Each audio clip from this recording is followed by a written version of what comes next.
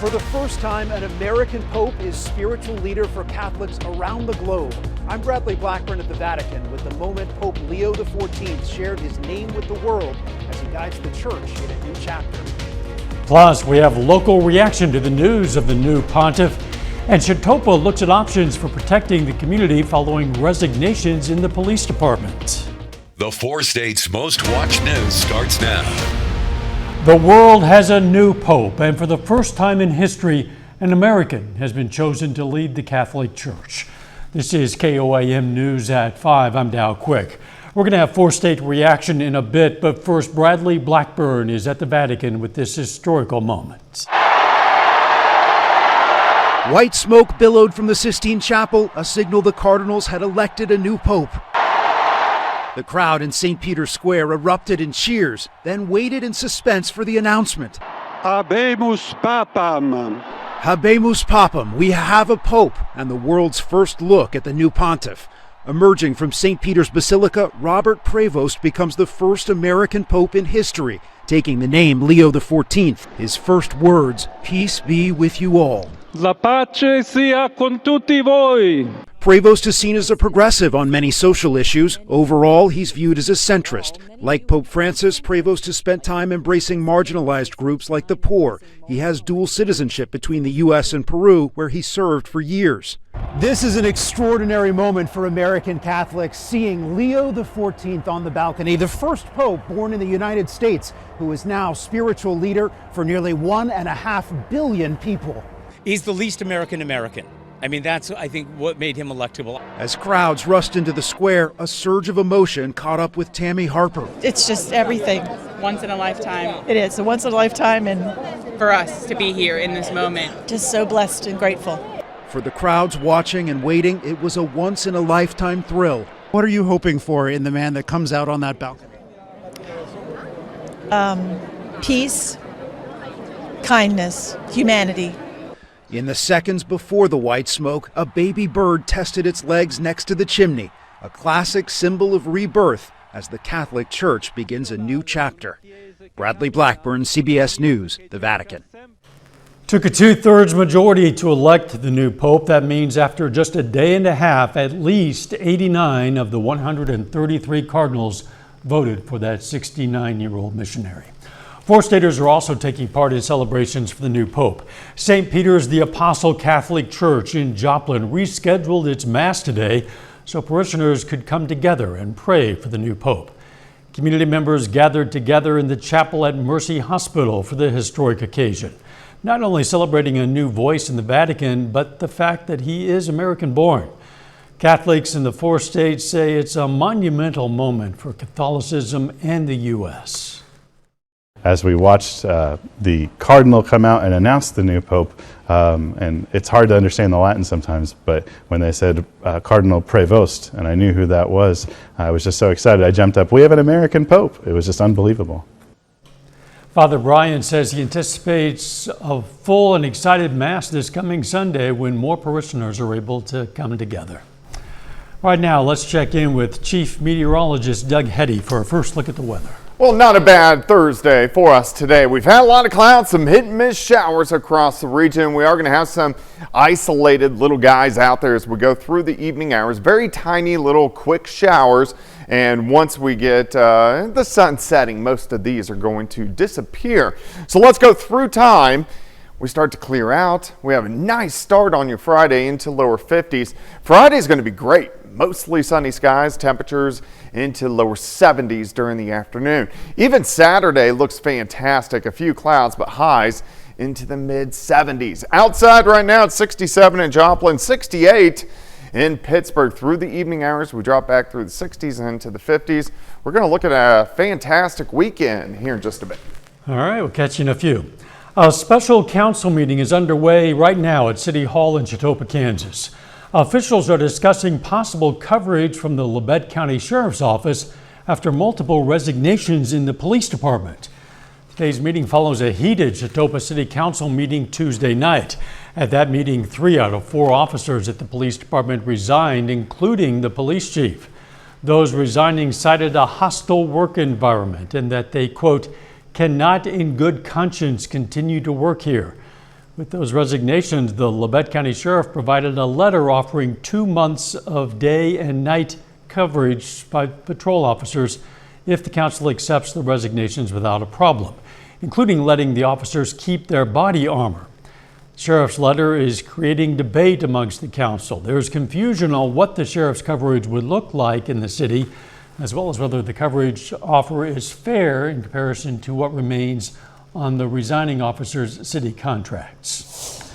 This is National Nurses Week. Many schools will bring in new nurses to address the critical and persistent shortage of nurses across our country. 26 nursing students will graduate from Missouri Southern State University on Saturday. MSSU says this group has the highest standardized exam scores in a decade. Rigor of the coursework and clinical work is difficult for students, but if you think about it this way, to provide them with the quality education and the experiences that they need, it needs to be rigorous because they're taking care of human patients. The professor credits the hard work of the faculty and staff for helping to make the program a success. Still ahead, a long wait at the DMV could turn into a life-saving decision. How one simple choice could mean hope for thousands on the organ transplant list. And new research links sleep apnea to memory loss and even Alzheimer's. What scientists say could be happening inside the brain while you sleep. Those stories next in Health Watch. Topping today's Health Watch with the Real ID deadline here, organizations around the country are hoping more people will take the time to sign up to save a life when they get to the DMV. It's a good time to fill out the paperwork to become an organ donor. Ashley Sharp has more. From sitting to standing in long lines at the DMV. In the morning time, you're looking at anywhere from 2 to 4 hours of a wait. The rush to beat the Real ID deadline has left thousands practicing patience. I've been here at least a good 2 hours because I came in the rush hour. But if you find yourself waiting and waiting, organ procurement organizations around the country are asking you to consider that more than 100,000 people are on the national transplant list waiting for an organ. 17 people on that 100,000 wait list will run out of time today. They woke up this morning and their families will say goodbye today. Sierra Donor Services has been connecting Northern California patients to life-saving organs for 40 years. Last year, they secured 425 transplants from 170 deceased donor heroes. For everybody waiting in line at the DMV, you might be a little tired, you might be a little frustrated, but you can do some really good work and make a plan to one day save up to 8 people's lives. Leimami Mabanta is one of them. So now I'm just waiting. I found out last week it's going to be a 5-year wait for me. She's on dialysis in kidney failure, constantly wondering, will she find her life-saving match? I wake up thinking about it. It takes a toll, but I told myself and I promised myself that I'm here for a purpose. More than 90% of organ donor registrations come through the DMV. So the hope is your yes to become a donor today may be one less no for patients like Leimami. Ashley Sharp, CBS News, Sacramento. Now, if you've already gotten your Real ID, you can still register to be an organ donor by going online to donatelife.net. People who eat more ultra-processed foods are more likely to have early signs of Parkinson's disease. Research by the American Academy of Neurology showed eating ultra-processed foods like breakfast cereal, packaged sweets, and sweetened beverages could potentially influence the development of Parkinson's disease, but it's still unknown if they can cause Parkinson's. We're learning more about how sleep apnea can damage memory. A study by the American Academy of Neurology found the lower oxygen levels sleep apnea patients experience during sleep damage the brain's small blood vessels. That damage can not only negatively impact a person's memory, it can also contribute to Alzheimer's disease. The new study is highlighting just how common sexual assault against children is. The research published in The Lancet found nearly 1 in 5 women said they experienced sexual violence as a child. 1 in 7 men also said they were assaulted as children. The rates of child sexual assault were high worldwide, regardless of a country's income level. That is a look at today's health news. A little bit later, a holiday tradition in jeopardy, how tariffs could impact Christmas. Plus, finally, we're going to get some nice weather as we go into the weekend. We're going to look at that coming up. Well, of course, we still had scattered showers out there, mainly during the morning hours and then through the afternoon. Just a few hit and miss little guys as we are now on the backside of this upper level low. You can see that counterclockwise spin. So that means for us, finally, after 3.5 days of on and off rain, these showers are going to slowly start to rotate out of the region. They're very small little guys, but you may get a couple showers as we go through the evening hours. Once the sun sets, then these guys will be all gone. Then we get a nice little dry stretch of weather over the next few days. Let's look at it. Let's go into Friday. We're going to stop Friday morning. Kind of cool. Overnight lows into lower 50s. Northeasterly wind could be a hair breezy for us tomorrow, maybe gusts 15 to 20. Upper 60s to near 70 by noon. Great Friday. I think most of us 72 Stockton, 73 in Anderson, Miami 75 in Chanute. So Friday looks good. It continues into the weekend. We get a few random clouds in here Saturday morning. Another chilly start, even chillier as we drop back into the mid 40s. But Saturday looks great, mid 70s across the board. Saturday night, we start to get some mid and upper level clouds kind of streaming in. So we are going to have more clouds as we head into Sunday, but really the entire weekend looks great. All right, 54 to start, 70 by noon, 72 for a high temp on your Friday. What about your weekend? 73 on Saturday, mostly sunny skies. We are going to get a few clouds in here on Sunday afternoon, but look at that high temp of 76 degrees by Sunday afternoon. So at least you can get outside, do some yard work, whatever you want to do. Great shot. This is Indigo Sky Casino and Resort. You can see those puffy little cumulus clouds which have popped up during the afternoon. Temperatures overall are pretty good. Near 70, if not into lower 70s across the region. As we go through the evening hours, again, an isolated shower or two. Temperatures drop back through the 60s, eventually down into those mid 50s later on tonight.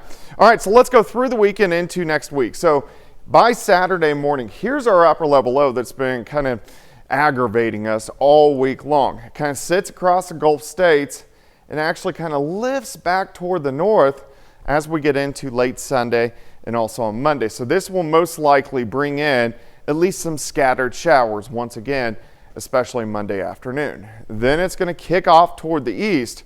Our jet stream kind of loads, drops down into the western third of the country. We've got a system kicking out on Wednesday.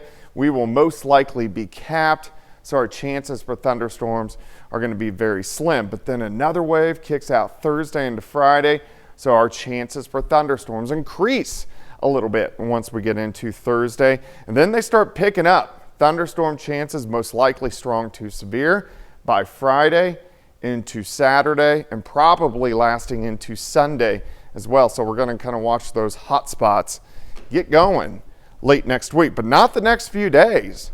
72 on Friday, 73 Saturday, 76 on Sunday, and then look at the low to mid 80s moving in most of next week. Wow, getting an early taste of summer. Yeah, it's going to feel pretty good. Beautiful weekend. Thanks, Doug. Parts of central Texas are dealing with floodwaters in the wake of a series of storms across that region. This is footage from Salado, Texas, where more than 3 inches of rain fell in just over an hour. Heavy rain in that area prompted flood warnings, and even as skies cleared, the water was rising. Some roads are closed. Coming up, President Trump announces a new trade deal with the UK as fresh talks with China and other countries get set to begin.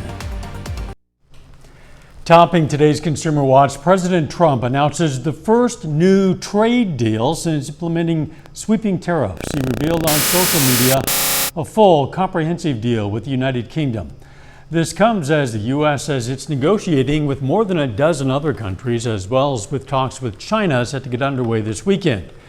During the first Trump administration, it took roughly 2 years to reach an initial deal with China after tariffs were imposed in 2018.